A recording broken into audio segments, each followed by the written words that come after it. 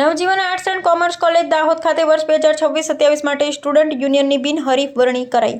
દાહોદ અનાજ મહાજન સાર્વજનિક education society સંચાલિત Navjivan arts and commerce college Dahod ખાતે શૈક્ષણિક વર્ષ 2026-27 માટે સ્ટુડન્ટ યુનિયનની રચના કરવામાં આવી હતી। આ વરણી પ્રક્રિયામાં વિદ્યાર્થી પ્રતિનિધિઓની સર્વાનુમતે પસંદગી કરવામાં આવી હતી, જેમાં કોલેજના જનરલ સેક્રેટરી તરીકે ગેલોદ હર્ષ દિલીપકુમાર, જોઈન્ટ જનરલ સેક્રેટરી તરીકે ભાભોર સતીશ લાલુભાઈ તેમજ લેડીઝ રિપ્રેઝેન્ટેટિવ તરીકે ડામોર મિત્તલ એમને, સાંસ્કૃતિક લેડીઝ રિપ્રેઝેન્ટેટિવ તરીકે મિશ્રા ખુશીની વરણી કરવામાં આવી હતી।